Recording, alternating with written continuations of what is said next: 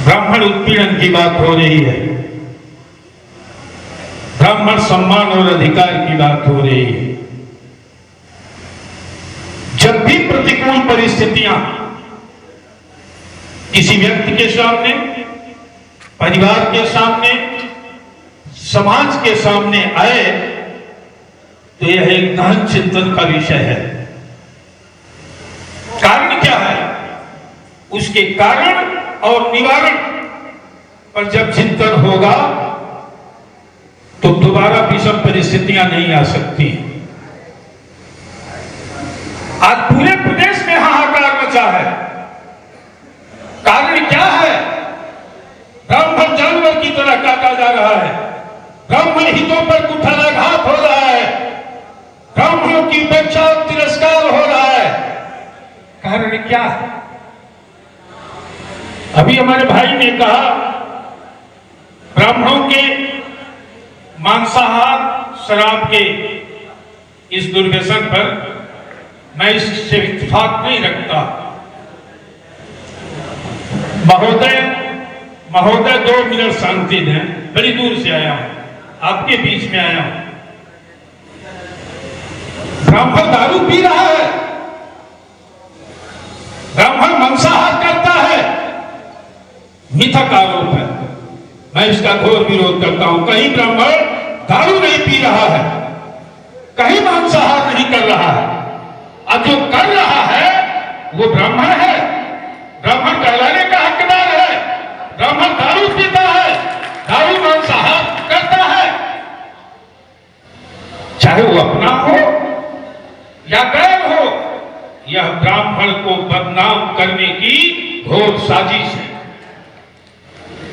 मेरे ही परिवार का कोई संस्कारहीन, आचरणहीन बच्चा अगर इस दुर्व्यसन में है तो दोषी मैं हूं और वो ब्राह्मण कहलाने का हकदार नहीं है। एक बड़े संस्था के राष्ट्रीय अध्यक्ष के रूप में इसका उद्घोष कर रहा हूं। चाहे किसी व्यक्ति भी परिवार में अगर इस तरह का बालक इस दुर्व्यसन में है तो उसका बहिष्कार किया जाना चाहिए। वो ब्राह्मण नहीं, ब्राह्मण कभी दारू नहीं पीता, न पिएगा। हालात उत्पीड़न का है, ब्राह्मण का उत्पीड़न हो रहा है और होगा। अगर यही दशा रही तो आने वाले 10-5 साल में ब्राह्मण डायनासोर हो जाएगा, नाम लेवा कोई नहीं होगा। 24 साल हो गया मुझे इस समाज की चौकीदारी करते, ब्लॉक अध्यक्ष से राष्ट्रीय अध्यक्ष हुआ। मैं परमोटी राष्ट्रीय अध्यक्ष हूं, 4 लोगों को मिला करके राष्ट्रीय अध्यक्ष नहीं बना। ब्लॉक अध्यक्ष रहा, जिला अध्यक्ष रहा, प्रदेश अध्यक्ष रहा, राष्ट्रीय महासचिव हुआ। तमाम विरोध संगठन में ही लोग करते थे ये बहुत तेज जा रहा है, इसका विरोध करो। तो जो कुछ नहीं करता है ज्ञान बहुत बांटेगा, और जो करता है वो अपने कर्तव्य का पालन करके मार्ग पर चलता रहता है। कई हजार ब्राह्मण संगठन है इस देश में, मैं आलोचना नहीं कर। एक जिले में 20-20 ब्राह्मण संगठन है। ऐसे भी राष्ट्रीय अध्यक्ष हैं जो अकेले झोला टांग करके चलने वाले हैं। मैं तमाम विभिन्न ब्राह्मण संगठनों में भी जाता हूं, मैं बधाई देता हूं यहाँ के आयोजक मंडल को कि कुछ भीड़ दा, ठीक बात,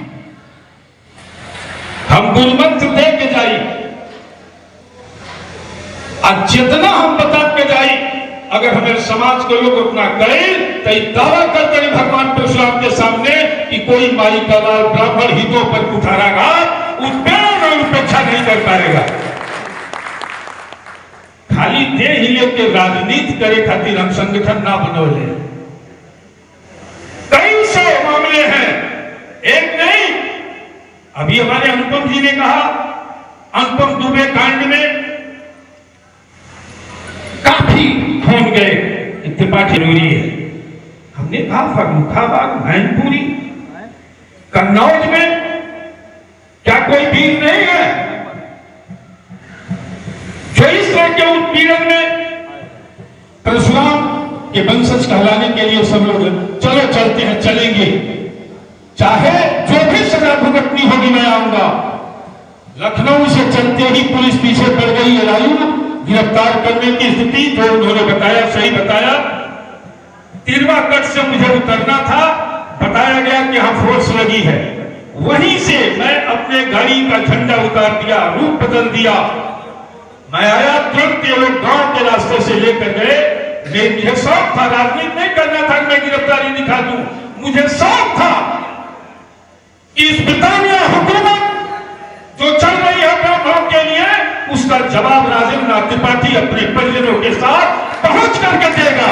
और दिव्या गांव के रास्ते पहुंचा था सैकड़ों वाहन के साथ। मैनपुरी और फर्रुखाबाद के दोनों जिले की फोर्स, डीएम, कप्तान सब लोग थे और घुटना के नीचे करने का काम किया था। वही है आपका चौकीदार राजेंद्र त्रिपाठी। ये पहली घटना। दूसरी घटना हुई थी जब मुलायम सिंह की सरकार थी।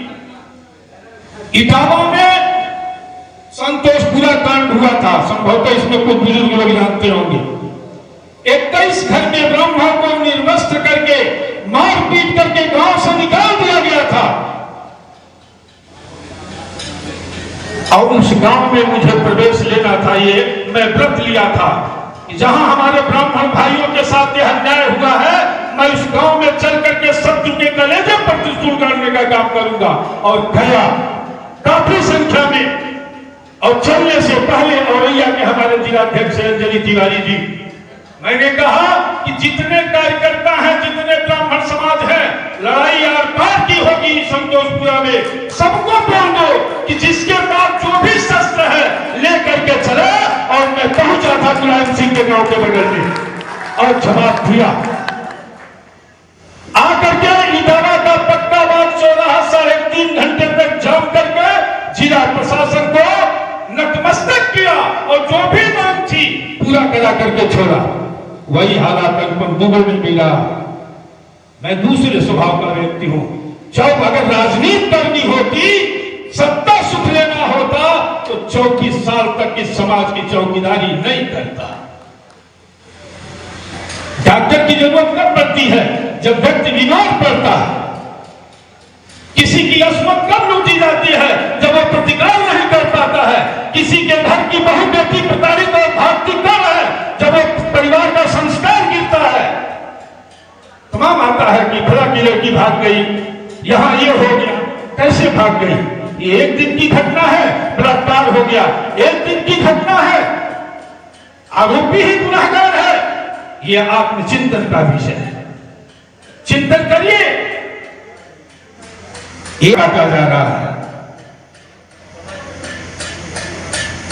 मैं आपको बताऊं कि जब मैं लास्ट में मैं बताऊंगा, कांग्रेस हो, निर्दल हो, सबल हो, बताइए कौन आपका ही चिंतक है? एक भी देश और प्रदेश में किसी दल का ब्राह्मण नेता बताइए जो आपकी वकालत करने को तैयार हो। सब ब्राह्मण द्रोही है। ब्राह्मण हितों के साथ इस तरह से छल हो रहा है। क्या सदन में ब्राह्मण नहीं है? आरक्षण की बात अभी किसी ने कहा, कौन सी लाइन थी जो ब्राह्मण हित की बात करेगा? इस धरती पर ब्राह्मण से बड़ा समाजवादी कोई नहीं है।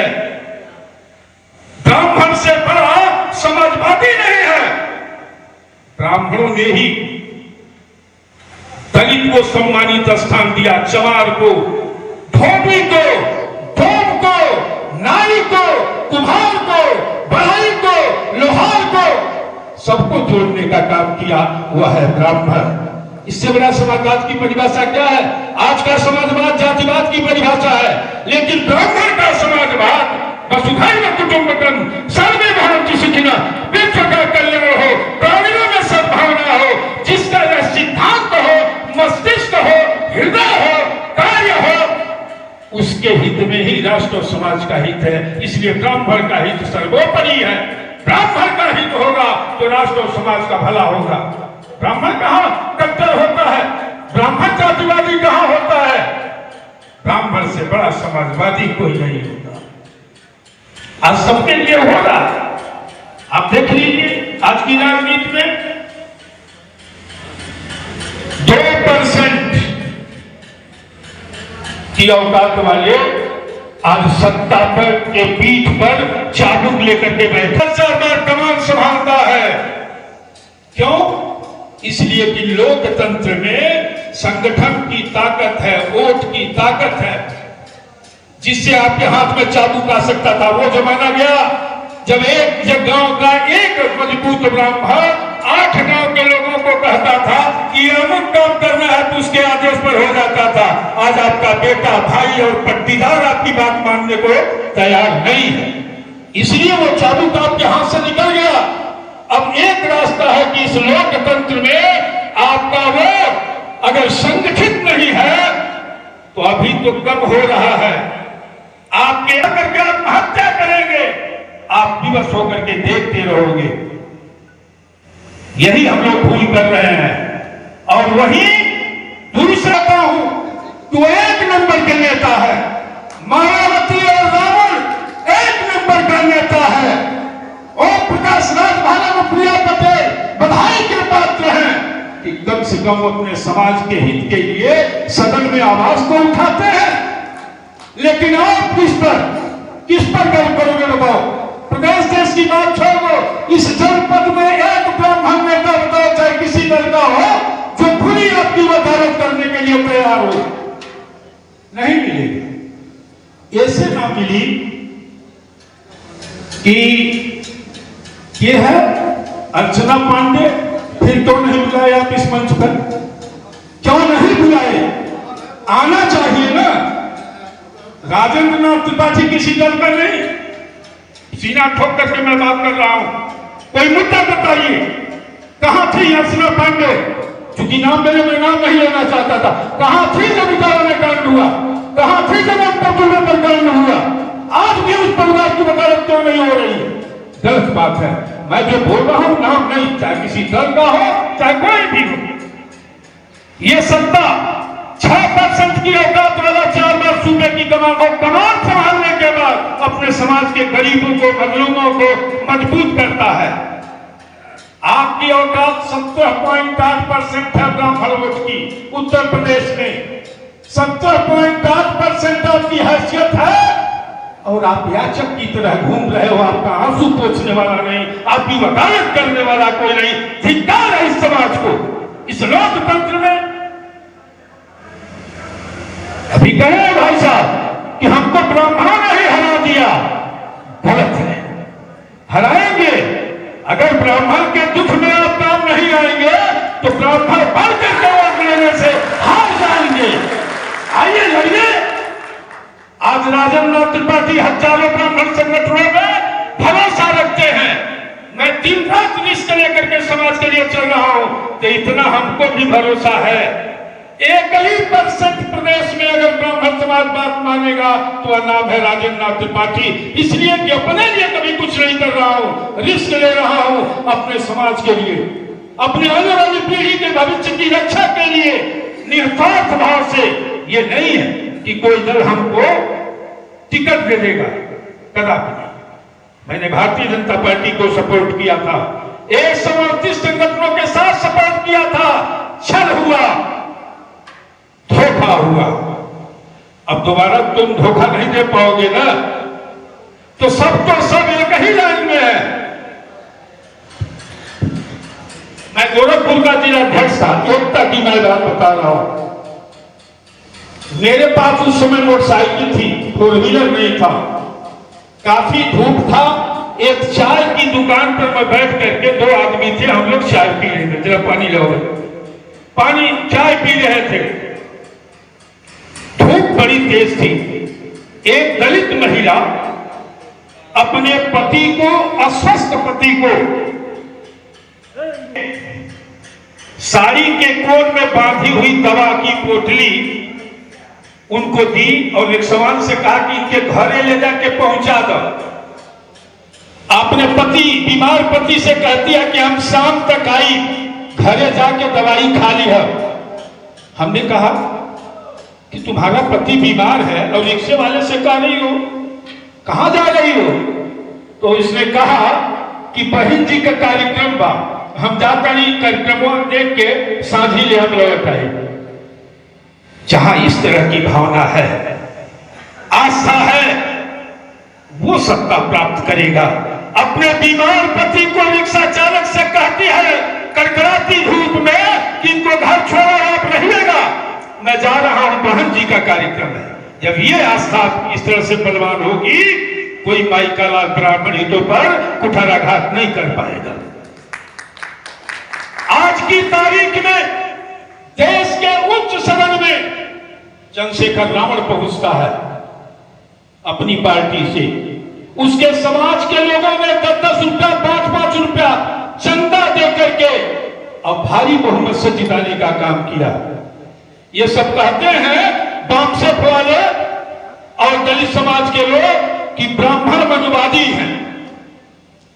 आज भाषा सुनिए, तुम के नीचे रावण कोई दूसरी बात नहीं करता है तो मनुवादी कि ब्राह्मण हुआ, ब्राह्मण कितना हो अशिष्ट हो जाएगा तो इस भाषा का प्रयोग नहीं करेगा, संस्कारहीन नहीं होगा, तुम शब्द का प्रयोग नहीं करेगा, चाहे वो नीचा हो या ऊंचा हो, सबको आप शब्द से सम्मानित करके बोलता है। हमको मनुवादी कहते हो और मनुवादी नहीं, तुम रावण और कंस की औलाद हो जिस भाषा का प्रयोग कर रहे हो। आप देखिए सोशल मीडिया में आप देखते होंगे, तुम तरह से किसी से भी बात करता है। जिस दिन इनकी पूरी सत्ता होगी आप सोचिए आप कहां रहोगे। इसलिए संगठित बनो और वोट वही डालो जहां आपका हित हो रहा हो। एक आपको उदाहरण बता रहा हूं तो पता लगा आया